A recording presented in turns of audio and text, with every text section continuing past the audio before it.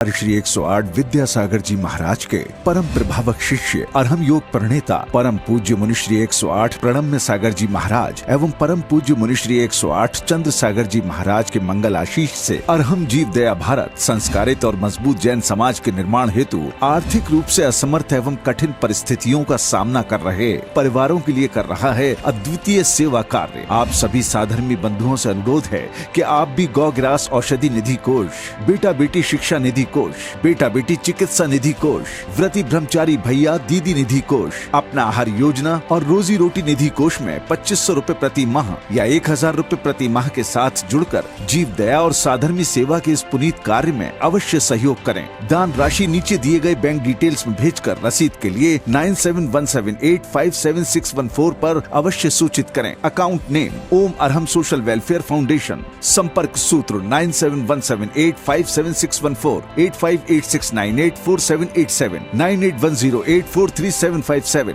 9810436940। इस कार्यक्रम के पुण्यार्जक हैं प्रणम्य वाणी देवदूत। प्रणम्य गुरु की वाणी पहुँचे घर घर, सम्यक ज्ञान पर भावना हो हर घर। सभी प्रणम्य वाणी देवदूत के पुण्य की बहुत बहुत अनुमोदना मात्र 12,000 रुपए वार्षिक सहयोग राशि प्रदान कर प्रणम्य वाणी देवदूत बने। अधिक जानकारी के लिए संपर्क करें।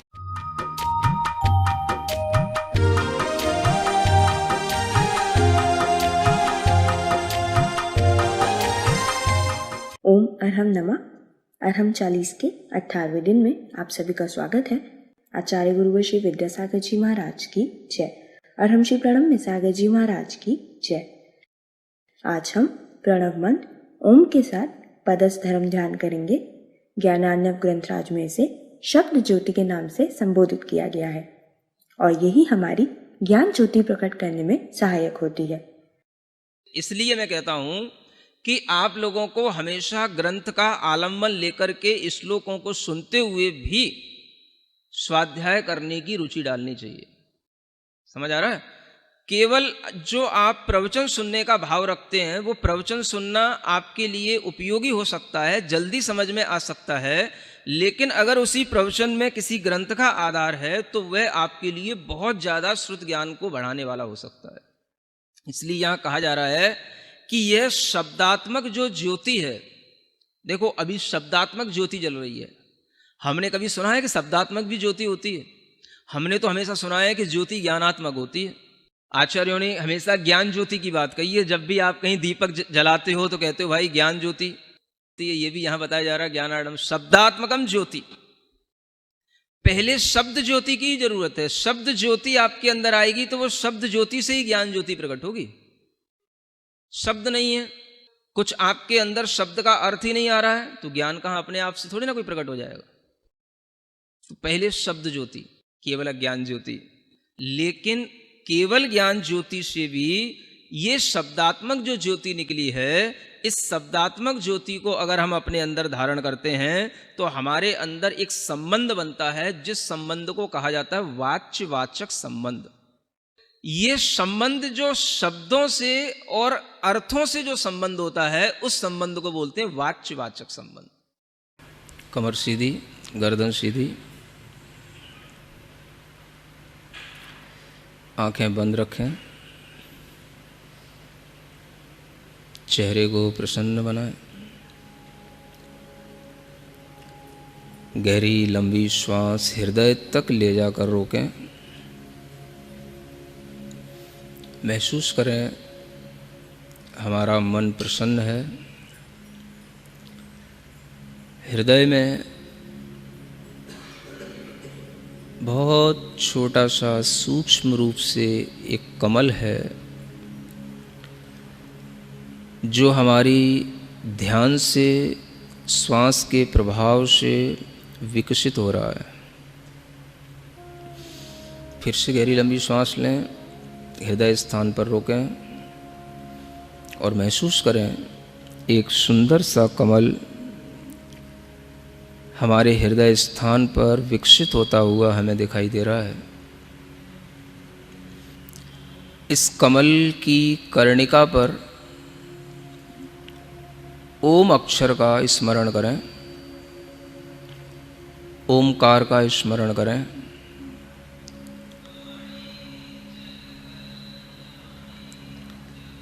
इस ओम की आकृति को अपने मन में लाने के लिए इस ओम का एक बार नाद करें।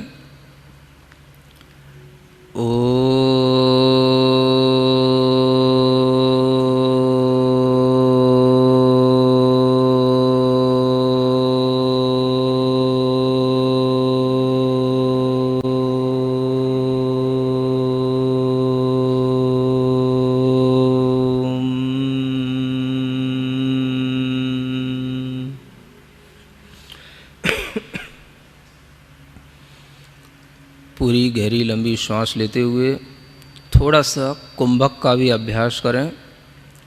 गहरी लंबी श्वास अपने नाभि स्थान तक ले जाएं और उस श्वास को थोड़ी देर रोकें, धीमे धीमे श्वास को छोड़ें।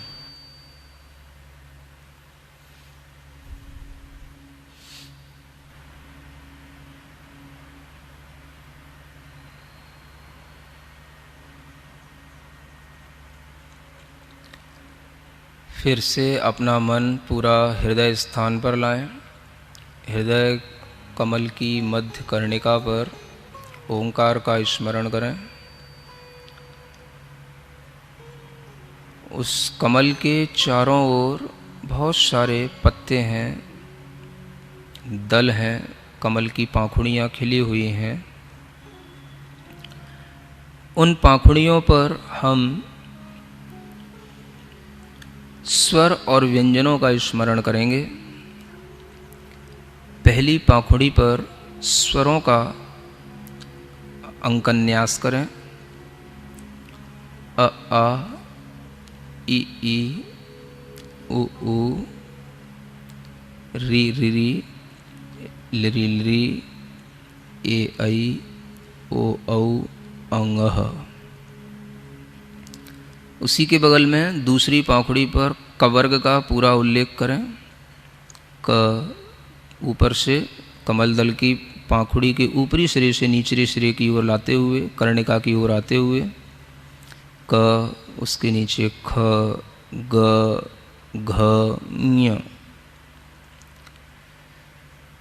उसी के बगल में चवर्ग च, छ, ज, झ, ङ। उसी के बगल में टवर्ग ट, ठ, ड, ढ, ण। उसी के पास तवर्ग त, थ, द, ध, न। उसी के बगल की पाखुड़ी पर पवर्ग का प, फ, ब, भ, म। उसी के बगल में य, र, ल, व। उसी के पास अंतिम पाखुड़ी पर श, स, क्ष, ह। सभी स्वर और व्यंजनों से युक्त हृदय कमल पर ओंकार का स्मरण करते हुए गहरी लंबी श्वास लेंगे और उस श्वास को रोके रखते हुए अपने माथे पर उस ओम का चिंतन करते हुए मस्तक से चंद्रमा की आकृति की एक रेखा मस्तक पर महसूस करते हुए अनुभव करेंगे कि वहाँ से कुछ अमृत जैसा झर रहा है, जिससे यह ओम सिंचित हो रहा है और यह ओम उस अमृत के सिंचन के साथ में धीमे धीमे मेरे पूरे शरीर में व्याप्त हो रहा है।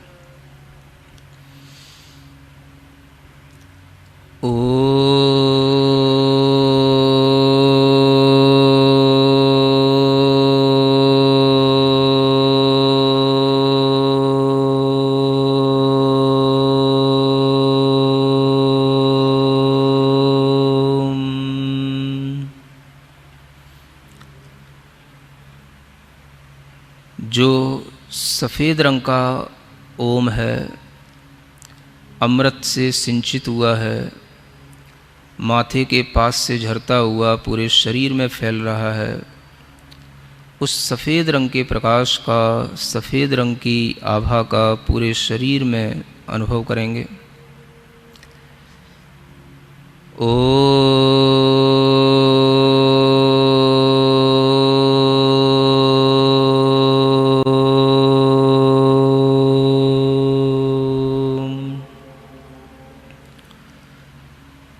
एक गहरी लंबी श्वास लेते हुए एक ओम को अपने नाभि स्थान पर स्थित देखेंगे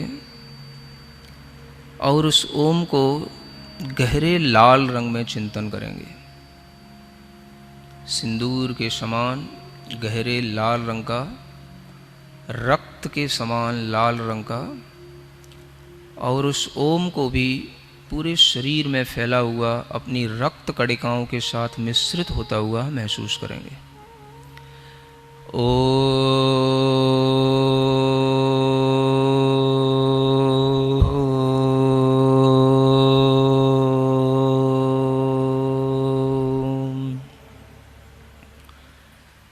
महसूस करें हमारे शरीर में जो ब्लड होता है उसमें दो ही प्रकार के सेल्स होते हैं, वाइट और रेड, और ओम के दोनों प्रकार के रंगों के स्मरण से हमारे ब्लड के सभी सेल्स बिल्कुल बैलेंस्ड हो रहे हैं, सभी में एनर्जी आ रही है। हमारे पूरे शरीर के अंदर ब्लड में इस ओम की शक्ति, ऊष्मा का प्रवाह निरंतर घुल रहा है। सफ़ेद और लाल रंग की वह रक्त कोशिकाएं अपना काम पूर्ण रूप से सही कर रही हैं। जब भी कभी इन ब्लड सेल्स में कमी आ जाती है तभी कैंसर, ट्यूमर, अनेक तरह के ब्लड के कैंसर, ब्लड की प्रॉब्लम्स, ये सब रोग इसी कारण से उत्पन्न होते हैं। इसलिए लाल और सफ़ेद रंग दोनों से मिश्रित हुआ ओम का ध्यान अपने पूरे शरीर के अंदर करें। कोई भी शरीर के अंग में वह स्थान न रह जाए जहाँ पर यह लाल और सफ़ेद रंग का प्रकाश घुल मिल न रहा हो। पूरे जोर के साथ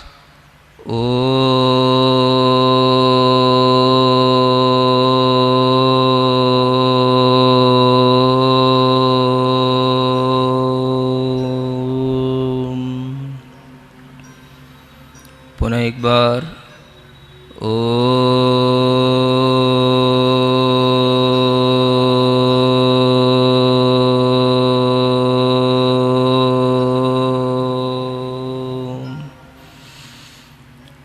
देखें पूरे शरीर के अंदर एक महातत्व फैला हुआ है, महामंत्र है, महाबीज पद है, जो बहुत प्रभाव से संपन्न है।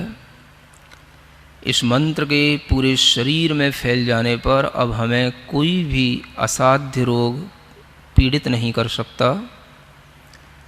मैं हर प्रकार के रोग से लड़ने की क्षमता से युक्त हूँ। भावना करें, मैं हर तरह की बीमारी से लड़ने में समर्थ हूँ। कोई भी वायरस का प्रभाव मेरे शरीर पर, मेरी ब्लड सेल्स पर नहीं पड़ सकता। पूरे शरीर के अंदर मैं ओम को, ओम की ऊर्जा को अनुभव कर रहा हूँ। महसूस करते रहें। लाल रंग का प्रकाश नाभि से उत्पन्न हुआ है, सफ़ेद रंग का प्रकाश मस्तक से उत्पन्न हुआ है, और वह ओम पूरे शरीर में इन दोनों प्रकार के रंगों से घुल मिल रहा है। गहरी लंबी श्वास लें। श्वास को कुंभक की तरह पेट में रोक के रखें। विचार करें, यह शरीर मैं नहीं हूँ, मैं चैतन्य आत्मा हूँ। मेरे कर्मों के कारण से मुझे यह शरीर मिला है। मैं इस ओम की अग्नि से उन सब कर्मों को जो पूरे चैतन्य आत्मा में लगे हुए हैं उनको जला रहा हूँ। उन कर्मों से अपनी चैतन्य आत्मा को मुक्त कर रहा हूँ।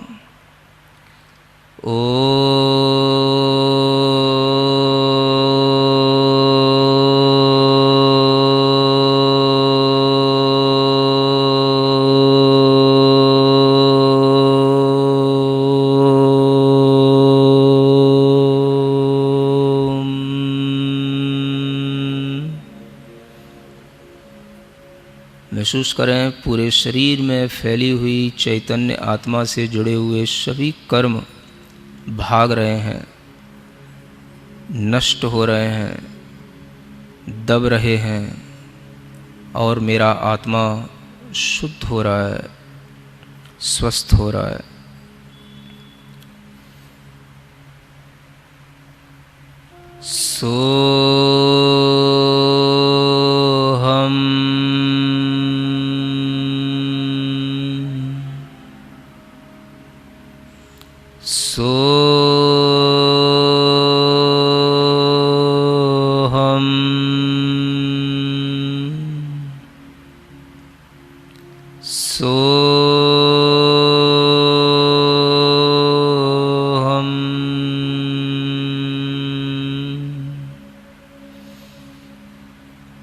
पूरे शरीर में स्वस्थता महसूस करें, मन को प्रसन्न महसूस करें और चैतन्य आत्मा को कर्मों से रहित शुद्ध महसूस करें। मैं सिद्धों के समान शुद्ध चैतन्य आत्मा हूँ।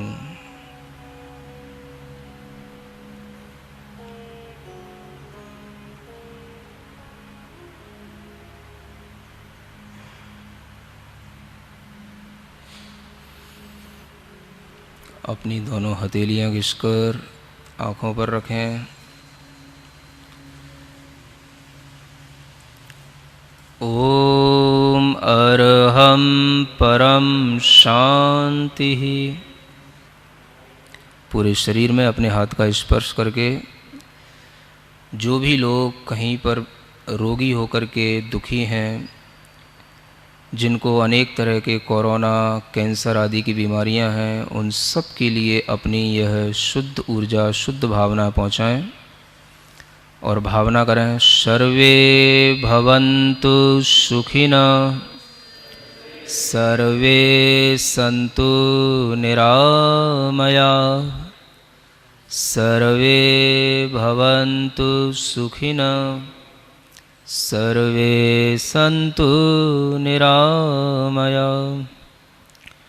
जीवन्तु जन्तवः सर्वे, जीवन्तु जन्तवः सर्वे, व्याधिव्यसनवर्जितं, व्याधिव्यसनवर्जितम्।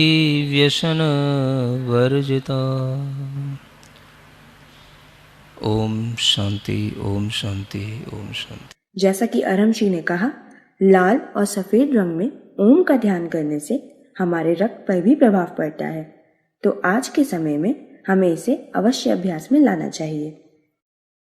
आज के गृह कार्य में हम क्षमा करने का प्रयास करेंगे। आज जब भी हमें किसी पर क्रोध आएगा, किसी से भी कोई लड़ाई आदि की परिस्थिति होगी, तो हम पहले अपने मन में शांति से 3 बार ओम अरहम नमः का उच्चारण करेंगे और उसके पश्चात ही कुछ भी करेंगे। आज के लिए इतना ही।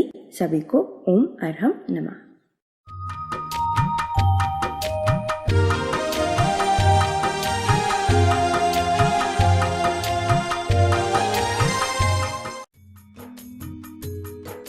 इस कार्यक्रम के पुण्यार्जक थे प्रणम्य वाणी देवदूत, प्रणम्य गुरु की वाणी पहुँचे घर घर, सम्यक ज्ञान पर भावना हो हर घर। सभी प्रणम्य वाणी देवदूत के पुण्य की बहुत बहुत अनुमोदना मात्र 12,000 रुपए वार्षिक सहयोग राशि प्रदान कर प्रणम्य वाणी देवदूत बने। अधिक जानकारी के लिए संपर्क करें।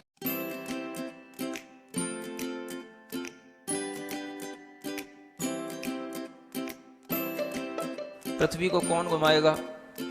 किससे घूम रही पृथ्वी? लॉजिक दो कुछ। कहां से घूम रही पृथ्वी? किसके कारण से घूम रही? कौन घुमाने वाला है? कुछ बताओ तो। हवा घुमा रही है?